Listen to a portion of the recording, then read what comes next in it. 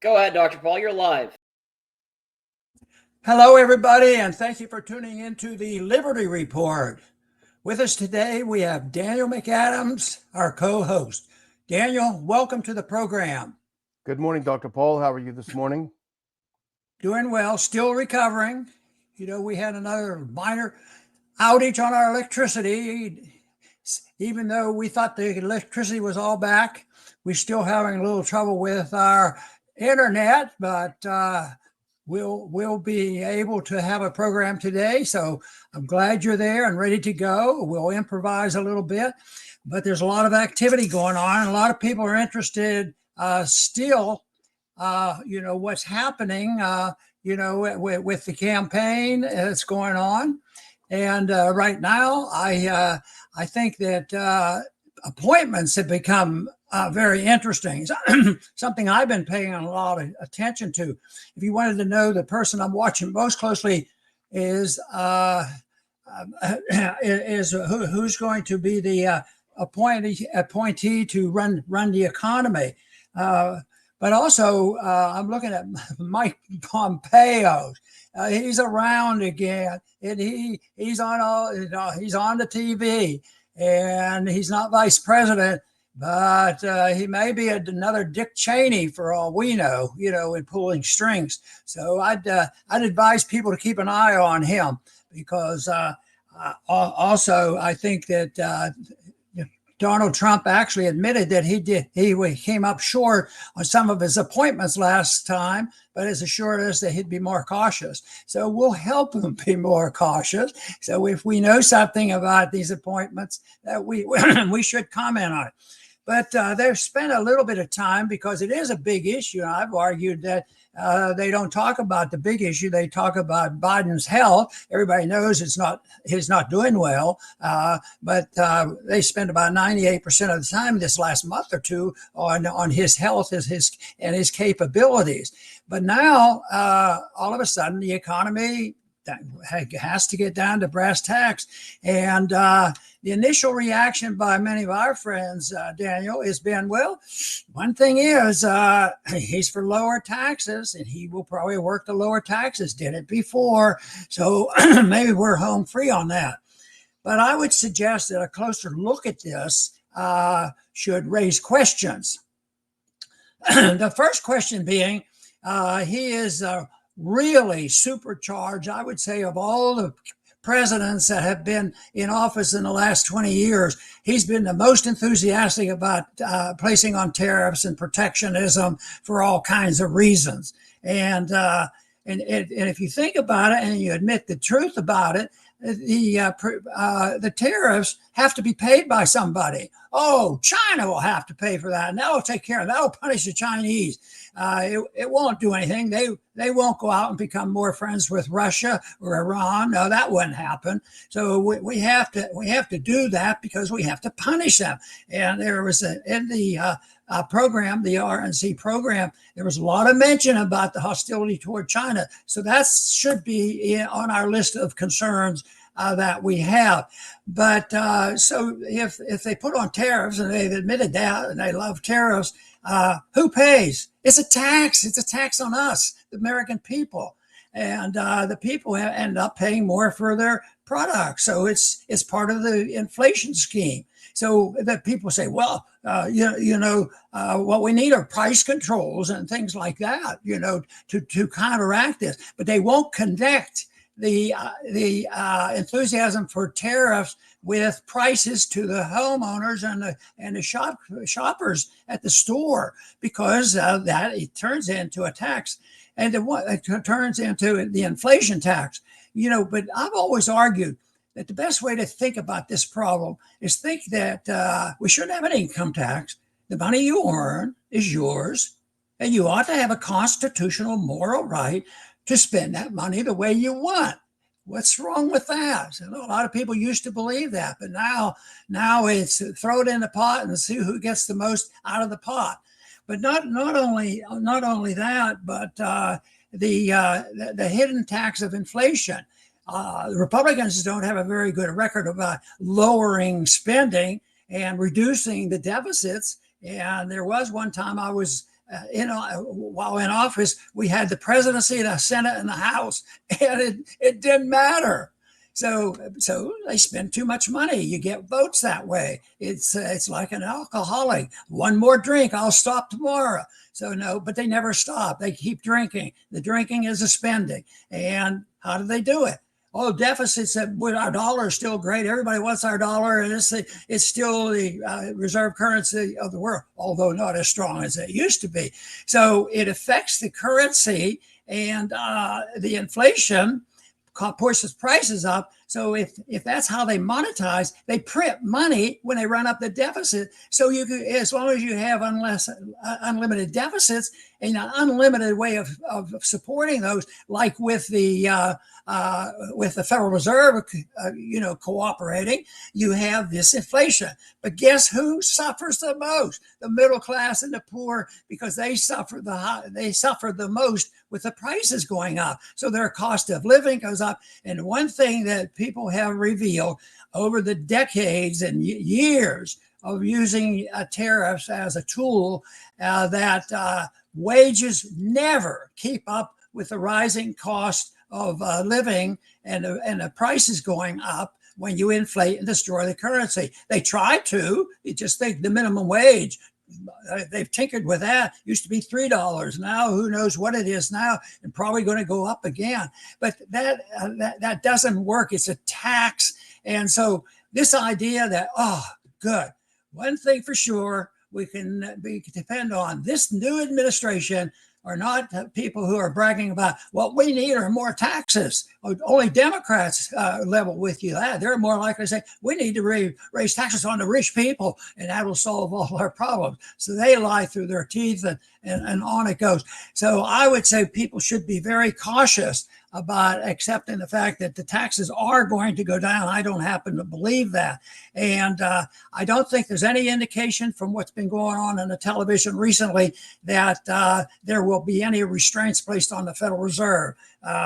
That's going to stay. The status quo is required to keep funding. You don't want to have a new administration and all of a sudden they get a little bit more economically inclined to not print so much money. That's not going to happen. So, well, the dollar's holding up. We'll just keep the old hat there and keep Powell in place, and he'll take care of it. He'll work it out. But soon we'll find out that's not the case. And I think the foreign policy blends in with some of the economic concerns I have, because it's easy to become strong patriots with the foreign policy. And now we've had some pretty strong words, Daniel, coming from the potential vice president. JD has said that he wants to be tough. I don't see that as a good sign. Be diplomatic and be firm, have strong beliefs, but stick to them and make sure they follow the principles of the Constitution. And I think that is one thing that we have to watch. And Daniel, if you go ahead and mention a couple of things that we talked about earlier in the day. Yeah, just a couple thoughts on what you said, Dr. Paul. I mean, punitive tariffs are always a bad idea. But this is not, 20 years ago, and we still manufacture things in the U.S. I mean, what about all the things that China makes that we don't make anymore? If there's no way to compete with them if we do the tariffs, it's a terrible idea. And even talk about the de-dollarization you mentioned, Dr. Paul, and we haven't talked about it on the show yet, but I'm sure you saw that Janet Yellen a couple of days ago said, well, all of the sanctions we put on other countries have forced them to get together and gang together against us, and so we're at really risk of our dollar being no longer the currency. We've absolutely shot ourselves in the foot. She finally recognizes it after all these years. But as you say, there's little hope that she'll do anything about it. And you did also touch on personnel, which is so important.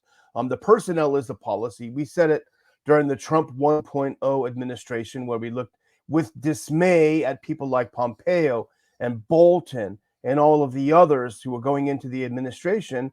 And then the president was acting shocked, very shocked, that they were stabbing him in the back, or at least not doing what he said to do. But unfortunately, what I'm hearing, Dr. Paul, and I still know some people in the foreign policy and national security area, and from what I'm hearing, Trump 2.0, and I hope they're wrong, doesn't look very good. Some of the people that we're hearing that are really having the president's ear right now are, as you mentioned, Mike Pompeo. He can flatter the president and get his ear. But also O'Brien, who was the president's national security advisor. Now, he was a mortal enemy of our good friend Doug McGregor and did everything he could to prevent McGregor from doing the job that he had when he was the advisor to the acting Secretary of Defense, to prevent him from getting out of Afghanistan and Syria. So he's a bad guy. He's there in the middle. And then you have these two guys, General Kellogg and Fred Fleitz. Fred Fleitz is from the neocon think tank, extreme neocon think tank, that he and Kellogg put together this cockamamie idea to end the war in Ukraine by basically going back to the status quo ante after these 2 years. And it's a non-starter. So if this is the product of his brain trust on foreign policy, it's not a good idea. And the other name I'm hearing that's close to Trump that may well get an important appointment is a gentleman called Eldridge Colby. Now, that last name may be interesting to you because his grandfather was William Colby, the former head of the CIA at a very interesting time in history.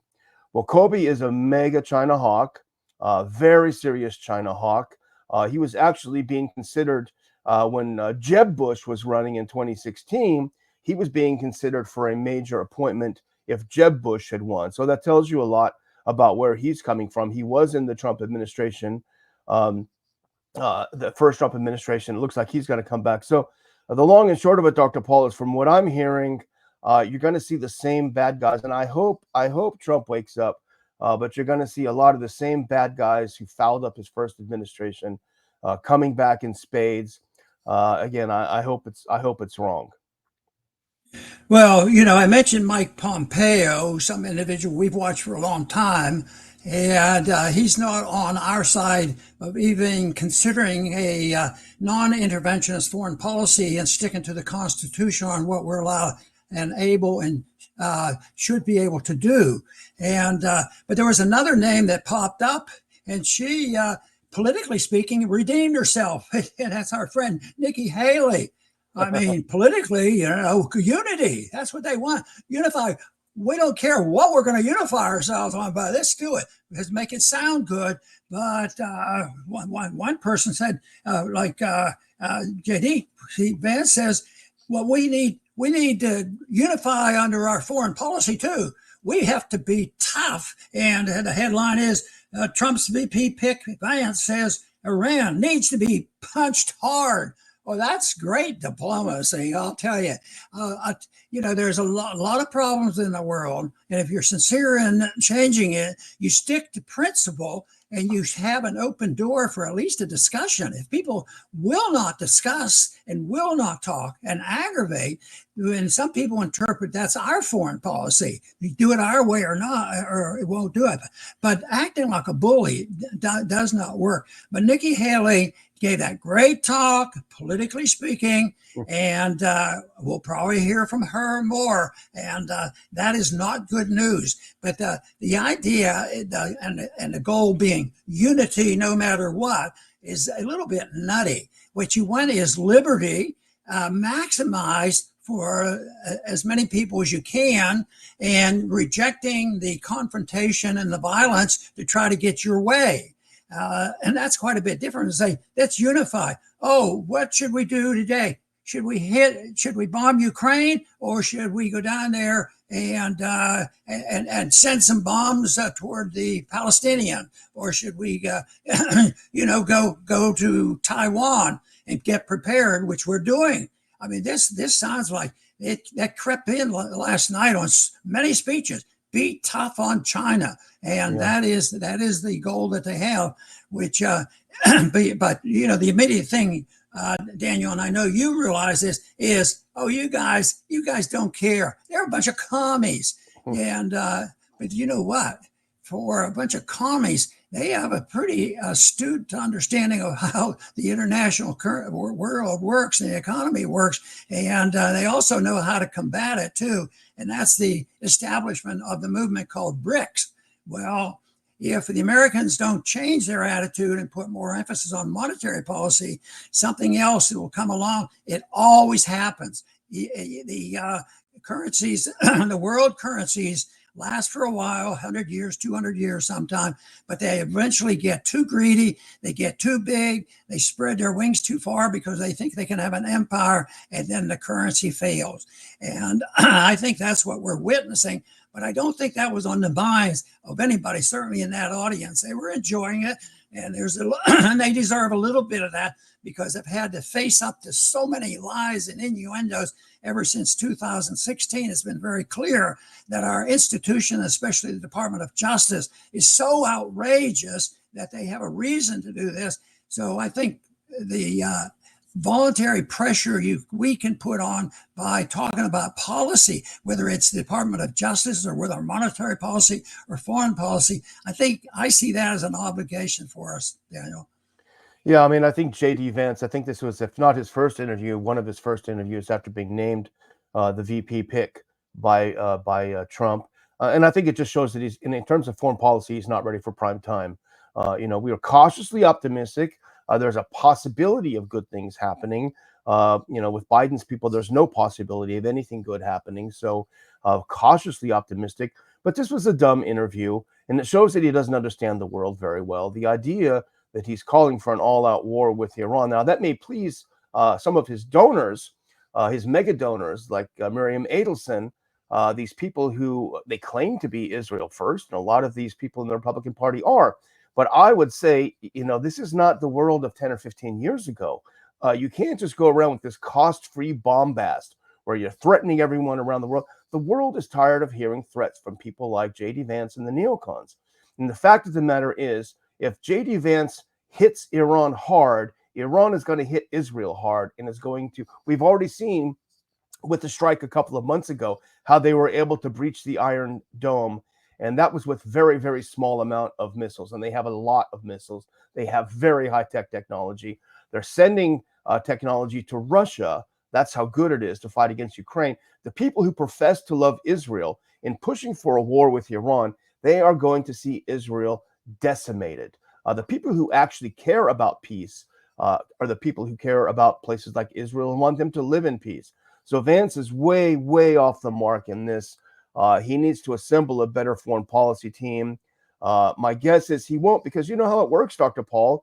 There are think tanks filled to the brim of so-called experts, the people who have done the same thing year after year after year, even as it fails. 20 years in Afghanistan, another surge in Iraq. We need to occupy Libya. Everything they've touched is gone to garbage, yet somehow they stick around, they slink around, they hang out at the think tanks, they get very, very good salaries. And then when it comes time, when a Republican is elected, they will pretend to be the flavor of the day until they get back in power. Boom, there you go. You have the same old dumb policies. And so it's very disappointing, but this is a different era. This is not the era where the U.S. can throw its weight around. The fact of the matter is, you want to put in a lot of China hawks? Well, here's a wake-up call. Here's a rude awakening. If the U.S. starts war with China, we will lose. The U.S. will lose. And not only will we lose the war, but probably lose half the country in a nuclear explosion. Is that really what we want? Aren't there better ways of approaching the world than this kind of absurd bombast and threats?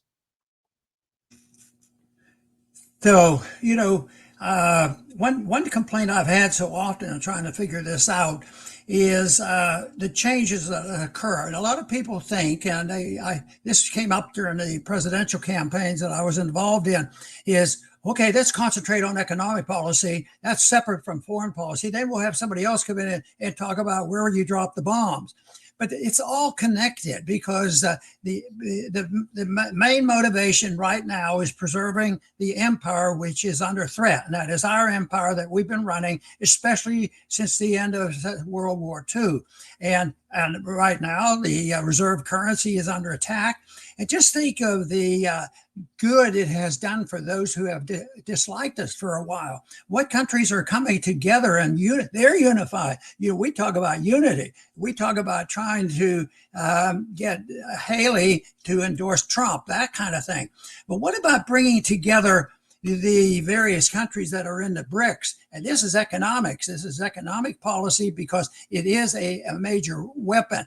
So we have Brazil, and we have Russia. We have we have the India, and China's involved. That's a lot of people, and they're tinkering around. But I would say that they're not on the verge of victory. But I think the crack is there. But I still think the dollar is the reserve currency of the world, the most popular. But it is getting shakier, and sometimes these things go quickly at the end. Once it becomes contagious that they don't want to use it. And this BRICS group have used their independent currencies to do some trade. But the whole thing is none of them have a hard currency, but right now, they're talking about at least partially, using gold to back the currency. But you can't do it. You need an honest gold standard in order to restrain people if you have interest in foreign policy, because it's a policy, because otherwise you have people dealing with their foreign policy. We have to punish China because they steal our secrets, and we're going to put on tariffs of them, and then that hurts us back at home. And like I said, that's a tax. It's a tax on the people, and the people don't need to be taxed. And this whole idea of the statistic, I think most of the people in our audience, Daniel, are aware of the fact that you have to be leery of pronouncements by the government, and that is a big deal, because the government usually is designed to mislead us and enhance their power. Absolutely, Dr. Paul. Well, I think we're about ready to close if you think so, and I think we'll keep an eye out. We want to try to be optimistic about the administration. I hope Trump we'll start listening to some people who have a different approach. I would be happy to hear that. I will remind our viewers and I will include it in the links in the description here. Go to ronpaulinstitute.org. Go to the link at the bottom. Get your tickets for our conference on August 31st, the Liberty Platform. We're going to put together our own platform, and we're going to make recommendations as to what we need to do in our foreign policy, in our medical freedom policy, food freedom policy, in our justice system. So you're going to want to be there. You're going to want to hear what a real liberty platform looks like. And then we can judge the candidates and put them up against what we believe is the right way to go. So get those tickets right away. The link will be there. And I want to remind our upper division undergrads or grad students or anyone who knows them to go to ronpaulinstitute.org and click on the application to be a Ron Paul Scholar this year. It's a great program. It's our 4th year of doing it. It's a lot of fun. You're going to develop great networks of people, like-minded people, for personal friendships and career contacts, and it's a great program. So click on that and apply to be a scholar. Over to you, Dr. Paul. Very good. I'm looking forward to it. But I do want to mention something that I think is very important, and that is to be prepared and understanding where we stand with the big picture. With the big picture that for the United States started, a couple hundred years ago with a freedom movement, which yielded us a constitution that it didn't take too long to start to undermine it from the very beginning. And but there was a recognition of what the problems were back then. They knew that they had to stand up for what they believed in, and they believed in a system of liberty, and they did change the world to a large degree. But systematically over the years, especially in this current century, as well as the previous century, that a movement has been very, very determined to undermine any of this business and this nonsense about individualism. That's evil. Individual liberty? What do you mean? What are you talking about? So no, it's been universal. But I think there's room for optimism, because I think more people agree with what we talk about and what our supporters support. And that is believing in liberty, believing in self-reliance, believing in personal choices, and not having overabundance of government, and having a system that is not hard to understand. We call it non-intervention. we don't want to intervene in the peaceful activity of all citizens. It's their business, and they shouldn't be penalized because we disagree with what they do. And also, in economics, it should be the people's choices. And I already mentioned that in tariffs, why should somebody put tariffs on cheap products that are coming in and punish the poor people who use those products? It's your money. You should have the right to spend it the way you want. And also the non-interference, which is a major hurdle, and that is stay out of the internal affairs and the internationalism of all these wars and many wars and killing. And yesterday I talked a little bit about how much violence occurs. And somebody said, well, there's so much violence out there. If you look at the immigration is violent, yes. And it's government policy that invited all that violence too. But the violence has to be rejected. But compared to what happens with people who argue it in a local area or in a local community, the policies that we have, the foreign policy of aggression and fear mongering. Just think of how I'd like to know, and somebody could probably figure this out, how many people since World War II have been killed by American-made weaponry. And I'm not asking, it was intended, they targeted that school. No, just the stupid policy that prompts it. It's happening now in Ukraine and the Middle East, all over. And now they're just, the big decision is, well, I think we've dropped enough bombs on Ukraine, so let's go and see what we can do to stir up a little more trouble with China and Taiwan. But the principle has to be clear-cut of non-intervention. The government shouldn't be regulating us in anything that we do peacefully. The government shouldn't have any regulation on telling us what we can buy and sell as long as we're not fraudulent in what we're providing. And certainly it should be easy to understand that we ought not to have our military spread around the world, and we ought to have a sound currency. Fortunately for us, the knowledge of this is growing and growing. People are ready for change, and some changes are coming no matter what. They cannot stop the ultimate change, and I believe we're in the early stages of a major change in the financial and monetary system. But the big question is, what is it going to be replaced with? Many times they go to a worse condition before it's cleared up. But there's no reason. We still do have freedom to speak out, even though it's being hindered and we're being monitored. We still can talk to people. We still are allowed to have our conferences, that we can get together and talk about it, because it's the policy that we have to get people to understand. And the policy of personal liberty is worth working for. I want to thank everybody for tuning in today to the Liberty Report. Please come back soon.